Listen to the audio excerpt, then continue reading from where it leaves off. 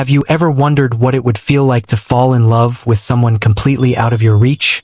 Someone whose world is so different from yours that even standing in the same room feels like crossing an impossible divide? What would you risk for that kind of love?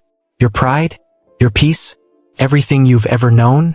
Today, I'm going to share a story that will make you question whether love really can conquer all, or if some boundaries are simply too vast to bridge. This is the story of a woman who dared to love a man drowning in his own grief, and the impossible choice that nearly tore them apart forever.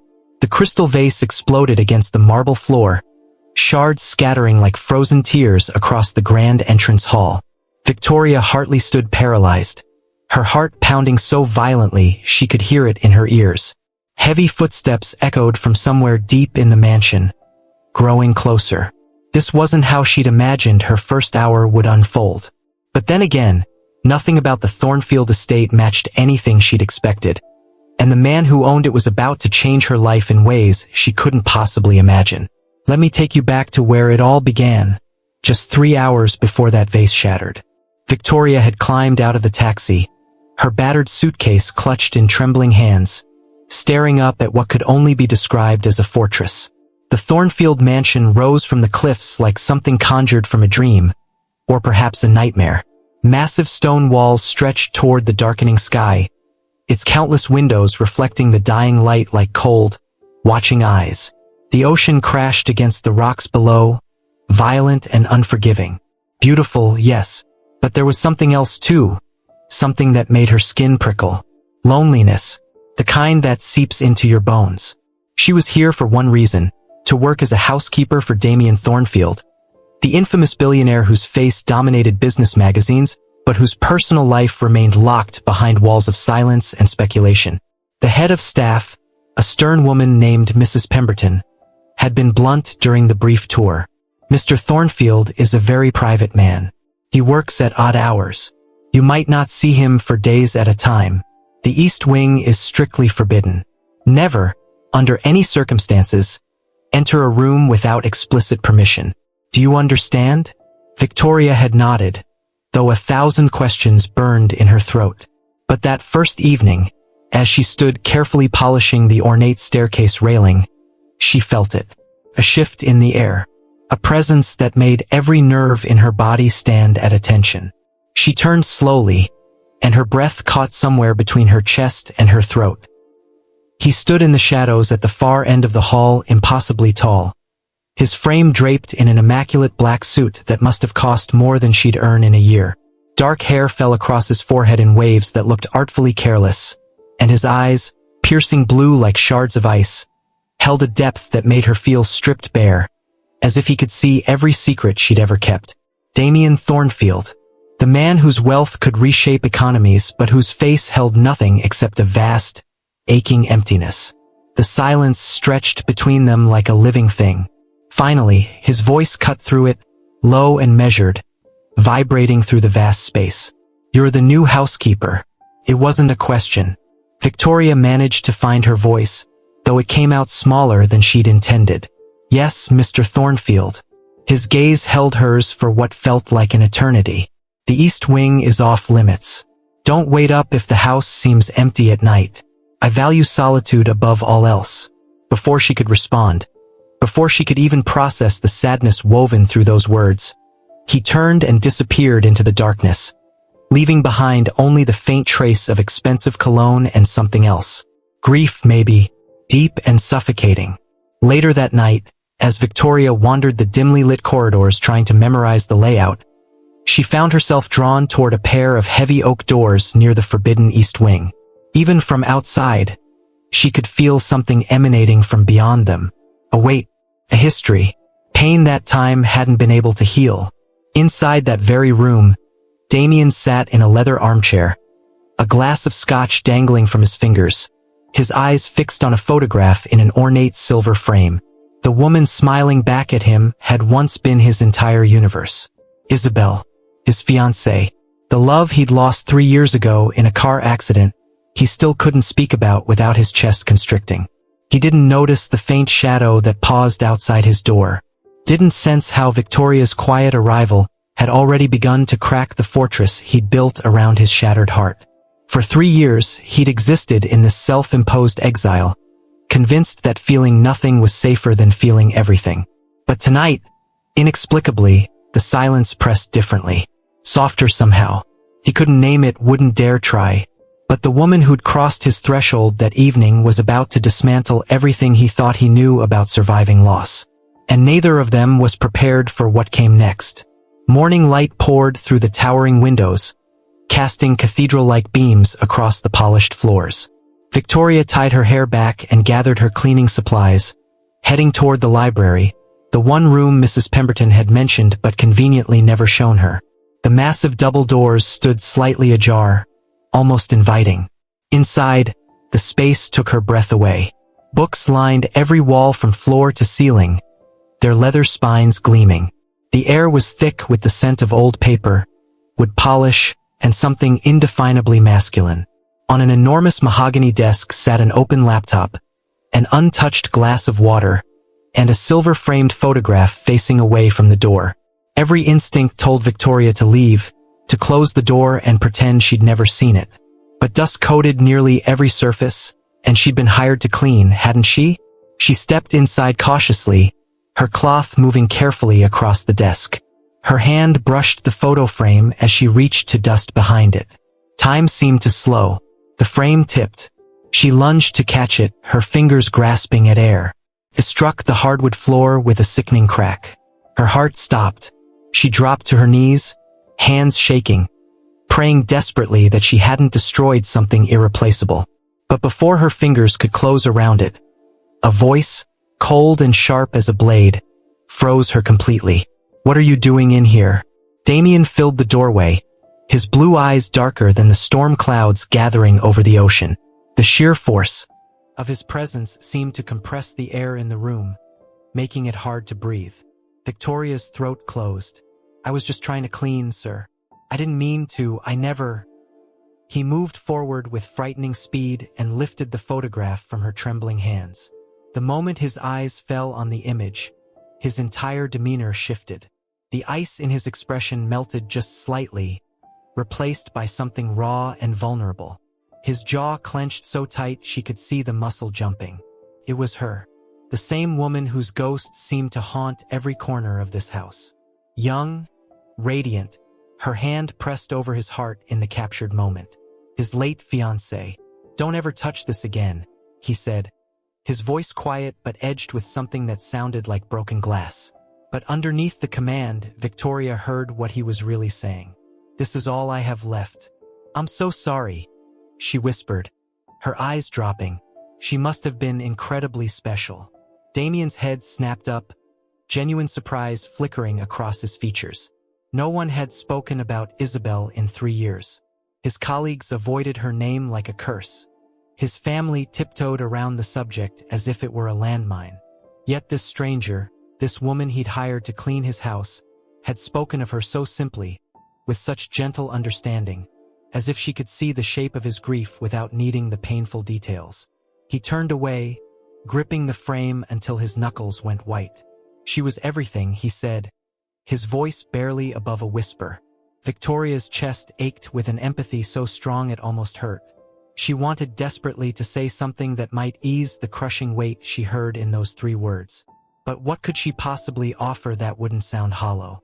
Instead, she resumed cleaning in silence, the soft sounds of her movements filling the cavernous space he carried inside himself. When she finally slipped from the room, Damien found himself staring at the empty doorway. For the first time since Isabel's death, the suffocating loneliness that had become his only companion felt fractionally less crushing. And that terrified him more than anything. The wind howled that night like something alive and furious, battering the windows with such force that Victoria wondered if they might shatter. The sky had turned the color of a bruise, and rain assaulted the cliffs in violent, relentless sheets. She sat in her small room in the servants' quarters, staring at her phone screen.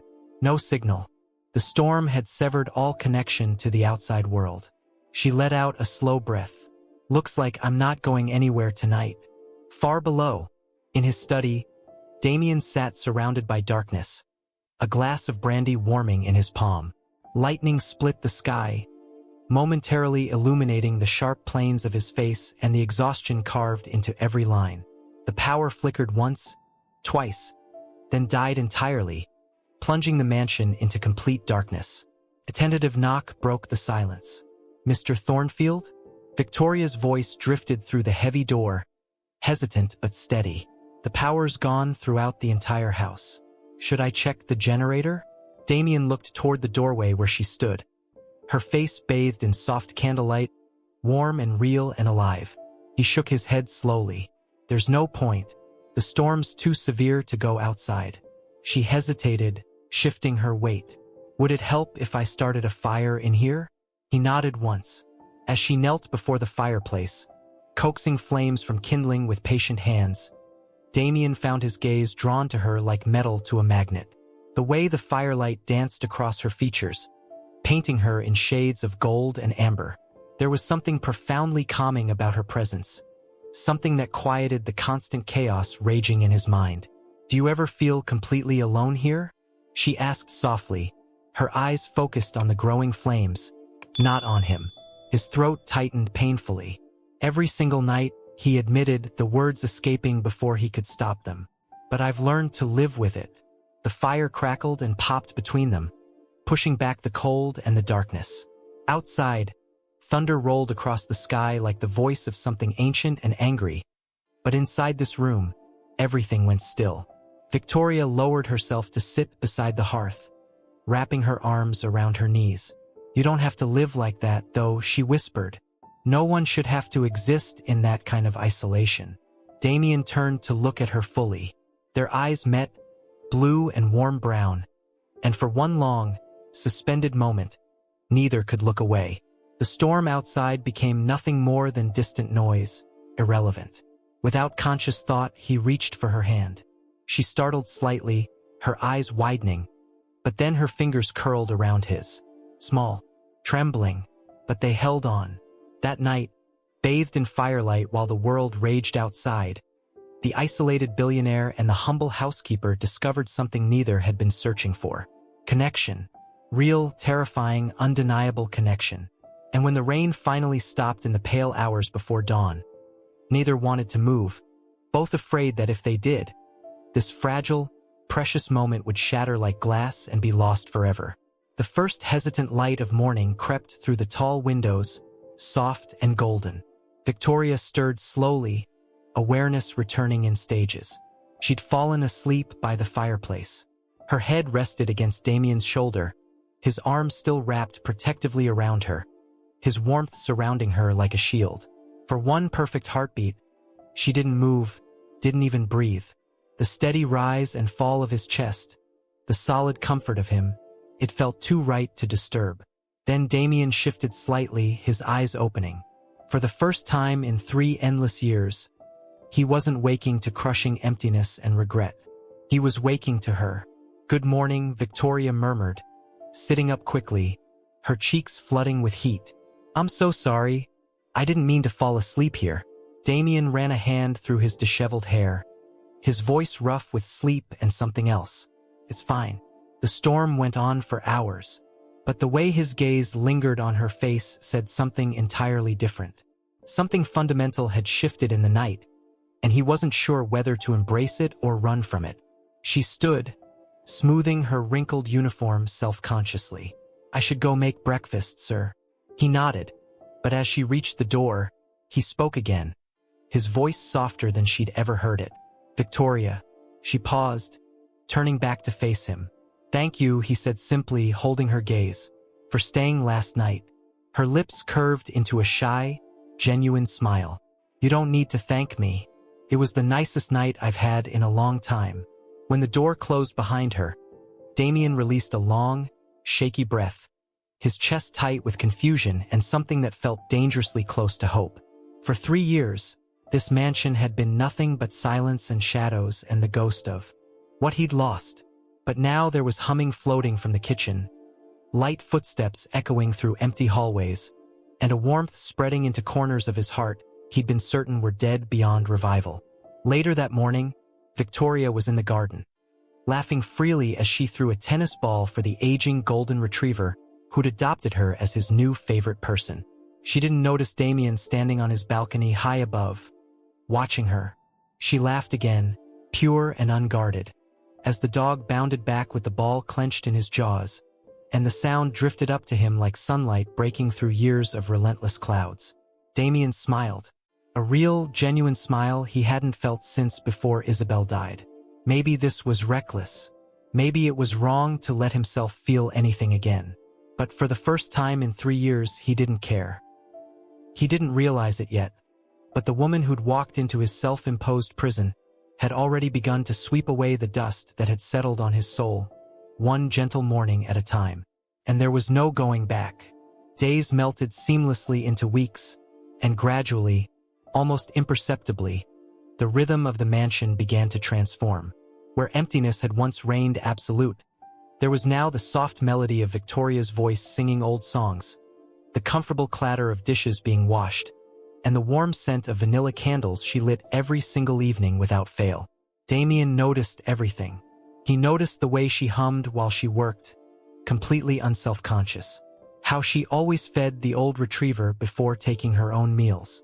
How her kindness seemed to breathe life into parts of the house, and parts of himself, that grief had claimed and held hostage for so long. At first, he fought against it with everything he had. He buried himself in work, drowning in endless video conferences and late-night reviews of acquisition reports and market analyses. But every night, when the lights dimmed and the curtains swayed with the ocean breeze, he found himself unconsciously seeking her out, drawn to her presence like a man dying of thirst seeks water. One evening, she was in the music room, carefully wiping dust from the grand piano that hadn't been played in years. Her fingers accidentally brushed across the keys, releasing a single, haunting note that seemed to echo through the entire house. "Do you play?" Damien asked from the doorway, his sudden appearance startling her. Victoria jumped slightly, then smiled with an embarrassed shyness that made something in his chest tighten. "A little. My mother taught me when I was young before she passed away." Damien stepped closer, his voice quiet but insistent. "Play something for. The right person won't ever make you feel like you're too much. They'll remind you you've always been enough." Sparkling Heart, don't forget to like, subscribe, and stay for more heart-touching stories that restore your faith in love.